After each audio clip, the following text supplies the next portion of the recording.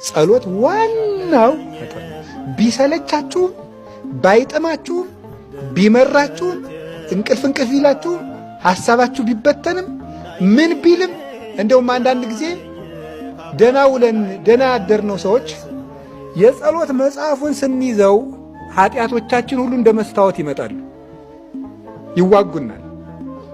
ዝም ብለን እናንብበው ግድ የላችሁ። የእግዚአብሔር ቃል ቅቤ ነው አይደለም የሚሉ አባቶቻችን።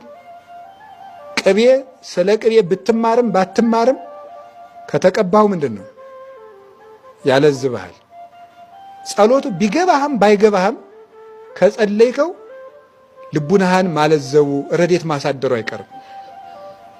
ስለዚህ እግዚአብሔር ሰዎች እንጸልይ። ሌላ እንድናፈራ ምንድነው የሚያስፈልገን? ወይን የሚኮተኩት ያስፈልገናል። ኮትኳች ያስፈልገናል። አረም የሚነቅል ምን የሚል ወይን ጠባቂ ማለት ነው።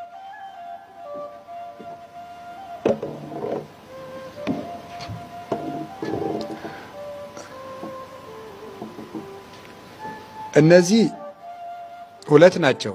መምህራንና ንስሐ አባቶቻችን ናቸው። ያርሙናል ማለት ስህተቶቻችን አረሙን ይነቅላሉ፣ ያስተካክላሉ። ይኮተኩቱናል ማለት ያስተምሩናል።